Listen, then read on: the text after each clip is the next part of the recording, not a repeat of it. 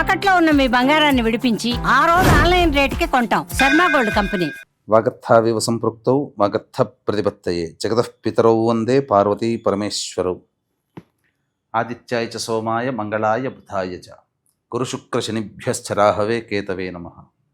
శృంగేరి జగద్గురు పీఠాధిపతులకి, కంచి పీఠాధిపతులకి నమస్కారములు తెలియజేసుకుంటూ కార్యక్రమాన్ని ప్రారంభిద్దాం. వీక్షించేటువంటి ప్రేక్షకులకి ఒక ముఖ్య గమనిక. అనేక మంది తమ యొక్క ప్రశ్నలని కామెంట్స్ రూపంలో తెలియజేశారు. కొంతమంది మెసేజ్ రూపంలో కూడా పంపించడం జరిగింది.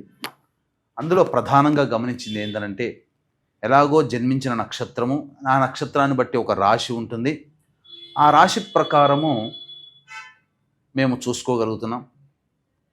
కానీ మా పెద్దలు వాళ్ళకి డేట్ ఆఫ్ బర్త్ అనేటువంటిది తెలుసు, కానీ అలాగే ఏ సంవత్సరంలో పుట్టారో తెలియదు. మరి అటువంటి వాళ్ళు కూడా చూసుకోవాలంటే ఎలా అనేటువంటి ఒక ప్రశ్నని తీసుకురావడం జరిగింది. కాబట్టి వీళ్ళందరినీ కూడా దృష్టిలో పెట్టుకొని ఇప్పుడు ఏ నక్షత్రము ఏ రాశి వాళ్ళైతే జన్మిస్తారో ఆ రాశి మరియు ఒక మంత్లో ఒక డేట్ నుంచి ఇంకొక డేట్ మధ్యలో పుట్టినటువంటి వాళ్ళు ఒక రాశికి చెందిన వాళ్ళుగా మనకు తెలియచేయడం జరుగుతుంది శాస్త్ర ప్రకారము. కాబట్టి ఈ యొక్క గణాంకాలని దృష్టిలో పెట్టుకొని మనం వినూత్నంగా రాశితో పాటుగా ఒక నెలలో పుట్టినటువంటి వాళ్ళకి, అనగా ఉదాహరణకి ఉజ్జాయింపుగా ఏ రాశికి చెందుతారో ఆ రాశి వాళ్ళని మనం క్రోడీకరించుకొని ఈ యొక్క నూతన విధానంగా మనం తెలియచేయడం జరుగుతుంది. ఒకవేళ రాశికి సంబంధం లేకపోయినా మీరు జన్మించిన జన్మ తేదీ మరియు జన్మ నెల ఏదైతే ఉంటుందో జన్మ మాసమును బట్టి మీరు ఒక రాశికి చెందుతారు. ఆ రాశిది ఆ ఫలితాలు కూడా మీకు కూడా ఉపయోగంగా ఉంటాయని చెప్పి తెలియచేయవచ్చు. అలాగే ప్రస్తుతం గమనించుకున్నట్లయితే ఈ యొక్క ద్వాదశ రాశుల వారికి సంబంధించినటువంటి శుభ అశుభ ఫలితాలు అనేటువంటివి మీకు క్లుప్తంగా తెలియచేయడానికి ప్రయత్నం చేస్తాను. ఇక వివరాల్లోకి వెళ్ళిపోదాం. 16 ఆగస్టు నుంచి 31 ఆగస్టు వరకు ధనుస్సు రాశి, అంటే ధనుస్సు రాశిలో మూల 1, 2, 3, 4 పాదాలు, పూర్వాషాఢ 1, 2, 3, 4 పాదాలు, అలాగే ఉత్తరాషాఢ 1వ నక్షత్రం 1వ పాదంలో జన్మించినటువంటి వాళ్ళు ఈ యొక్క ధనుస్సు రాశికి చెందిన వారుగా అవుతారు. అలాగే సంవత్సరం క్యాలెండర్లో డిసెంబర్ 17 నుంచి జనవరి 20వ తారీఖు వరకు మధ్యలో పుట్టినటువంటి వాళ్ళు ఈ యొక్క ధనుస్సు రాశికి కూడా చెందిన వాళ్ళు అవుతారు. కాబట్టి డిసెంబర్ 15 నుంచి జనవరి 20 మధ్యలో పుట్టిన వాళ్ళు, మూల పూర్వాషాఢ ఉత్తరాషాఢ 1వ పాదంలో జన్మించినటువంటి వాళ్ళు ధనుస్సు రాశి. కాబట్టి 16 ఆగస్టు నుంచి 31 ఆగస్టు వరకు ఏ విధంగా ఉండబోతుందో తెలుసుకునే ప్రయత్నం చేద్దాం. గురుబలము అలాగే సంపూర్ణముగా ఉన్నటువంటి కారణం చేత అనుకున్న పనులు సజావుగా పూర్తి అవుతాయి. అలాగే ధనపరమైనటువంటి సమస్యల్ని తీర్చుకోగలుగుతారు. ముఖ్యంగా అన్ని విధాలుగా యోగదాయకంగా ఉంటుంది. మీ కీర్తి ప్రతిష్టలు పెరుగుతాయి. అయితే శుక్రగ్రహ సంచారమే అనుకూలంగా లేదు. ఈ కారణం వల్ల ఏమవుతుంది, ఎదుటి వాళ్లతో మీరు ఎవరితో కలిసి పని చేస్తారో, ఎవరితో కలిసి ప్రయాణం చేస్తారో, ఎవరితో కలిసి జీవిస్తుంటారో వాళ్ళ మధ్య కొంత విభేదాలు వచ్చే అవకాశం ఉంటుంది. కాబట్టి ఎదుటి వాళ్ళ మీద పెత్తనం చెలాయించకుండా సజావుగా సాగే విధంగా మీ యొక్క ప్రవర్తన గనక ఉంచుకుంటే అన్ని విధాలుగా సమస్యలు చాలా తగ్గుముఖం పడతాయని చెప్పవచ్చు. ఇక ఈ శుక్రుడు కూడా అనుకూలంగా ఉన్నటువంటి కారణం. అయితే ఎప్పటి వరకు 21వ తారీఖు నుంచి సంపూర్ణంగా యోగదాయకంగా ఉంటాడు. ఈ కారణం చేత విలువైన వస్తువులు కొనుగోలు చేస్తారు, స్త్రీ సౌఖ్యం కలుగుతుంది, నూతన వ్యక్తులు పరిచయం అవుతారు. అన్ని విధాలుగా శుక్రగ్రహ సంచారం వలన యోగదాయకంగా ఉంటుందని చెప్పవచ్చు. ఇక బుధుడు కూడా అనుకూలంగా ఉన్నటువంటి ఈ కారణం చేత పెట్టినటువంటి పెట్టుబడులలో మంచి లాభసాటిగా ఉంటుంది, కుటుంబ సౌఖ్యం పెరుగుతుంది, ధనపరమైన సమస్యలు తీర్చుకుంటారు, లోన్ల కోసం ఆశించేటువంటి వ్యక్తులకి లోన్లు శాంక్షన్ అవుతాయని చెప్పవచ్చు. అలాగే రవి కేతు యొక్క సంచారము అనుకూలంగా లేదు. ఈ కారణం చేస్తున్నటువంటి వృత్తి ఉద్యోగ వ్యాపారాల్లో ఇన్సెక్యూరిటీ అనేటువంటిది ఉంటుంది. కాబట్టి దైవానుగ్రహాన్ని పొందే ప్రయత్నం చేయండి. అలాగే ప్రభుత్వ పరముగా పన్నులని కట్టాల్సినటువంటి పరిస్థితి వస్తుంది. ఇక కుజగ్రహ సంచారము అనుకూలంగా లేదు. కాబట్టి మళ్ళీ వృత్తి ఉద్యోగ వ్యాపారాల్లో కొంత ఆందోళన ఉంటుంది, కోపం అధికంగా ఉంటుంది. కాబట్టి కోపాన్ని తగ్గించుకునే ప్రయత్నం చేయండి. రాహువు శని సంచారం సంపూర్ణంగా యోగదాయకంగా ఉంటుంది. ధనుస్సు రాశి వారికి అర్ధాష్టమ శని దోషం ఉన్నప్పటికీ కూడా శని వక్రీకరించి కొంత శుభుడుగా మారుతున్నటువంటి కారణం చేత ఇప్పటి వరకు మీకు సహాయం అంటే వెనుదిరిగినటువంటి వ్యక్తులు మీకు సహాయ సహకారాలు అందించే అవకాశం ఇటు శని రాహువులు గురుగ్రహ ప్రభావం వలన కలుగుతాయి. ఏతావాత చెప్పొచ్చేది ఏంటంటే మిశ్రమమైనటువంటి ఫలితాలు మీకు కలుగుతాయి. అన్ని విధాలుగా యోగదాయకంగా ఉంటుంది. ఈ రాశిలో జన్మించినటువంటి స్త్రీలకి 21వ తారీఖు నుంచి మీ మాట వేదవాక్కుగా కుటుంబ సభ్యులు ఇంట బయట మీ మాటని వినడం ద్వారా మీకు ఆనందాన్ని కలగజేస్తారు. అలాగే మీకు గౌరవ మర్యాదలు పెరుగుతాయి.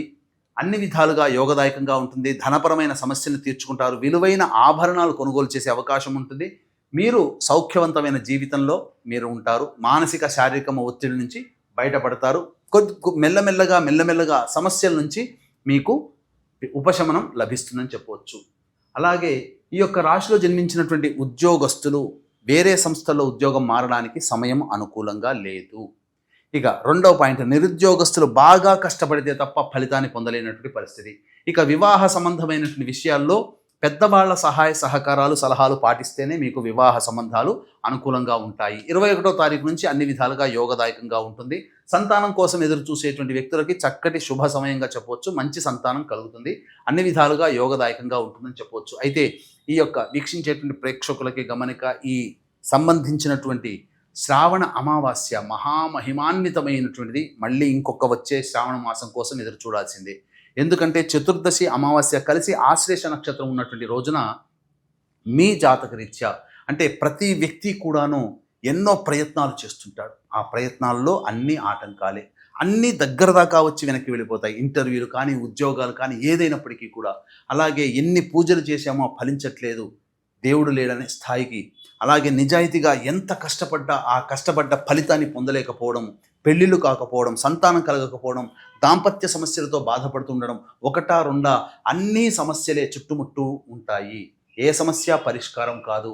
అన్నిటికంటే మించి ధనవంతులు కావాలనే కోరిక కలగానే మిగిలిపోతుంది.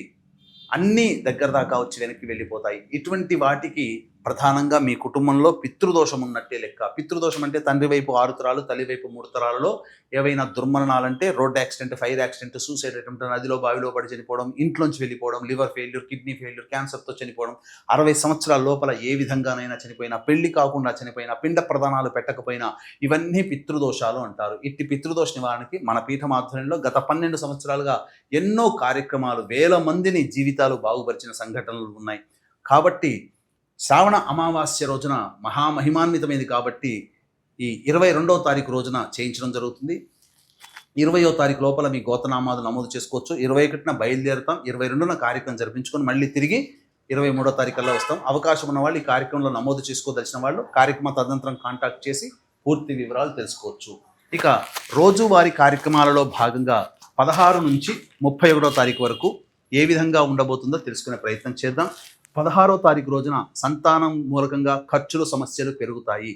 వృధా కాలయాపన జరుగుతుంది. అలాగే జాతకరీత్యా జాగ్రత్తగా ఉండాల్సినటువంటి పరిస్థితి. 17, 18, 19, 20 ఈ తేదీలలో అన్ని విధాలుగా యోగదాయకంగా ఉంటుంది.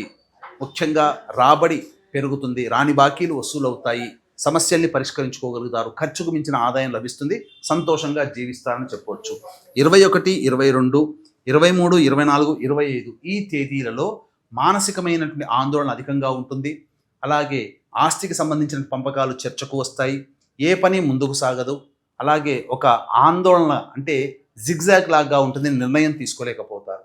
ఇక 26, 27, 28, 29, 30 ఈ రోజులలో మీకు అన్ని విధాలుగా ఆనందదాయకంగా ఉంటుంది. రాని బాకీలు వసూలవుతాయి. ధనపరమైన సమస్యలు తీర్చుకుంటారు.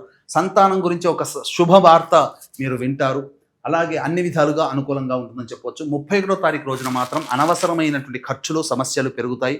రాని బాకీలు రాకపోవడం, ఖర్చులు పెరగడం, మానసికమైన ఆందోళన ఉండడం, వృధా ప్రయాణాలు జరగడం గమనించవచ్చు. తర్వాత చెప్పొచ్చేది ఏంటంటే శుభ అశుభ మిశ్రమ ఫలితాలు ఈ యొక్క ధనుస్సు రాశిలో జన్మించినటువంటి వారికి డిసెంబర్ 17 నుంచి జనవరి 20 మధ్యలో పుట్టినటువంటి వారికి ఉంటాయి. కాబట్టి జాతకరీత్యా వచ్చేటువంటి సమస్యల పరిష్కారం కోసం ప్రతిరోజు చంద్రశేఖర అష్టక పారాయణం, విష్ణు సహస్రనామ పారాయణం చేస్తూ ఉండండి. అన్ని సమస్యలు తొలగిపోతాయి. సర్వం శ్రీ ఉమామహేశ్వర పరబ్రహ్మార్పణమస్తు.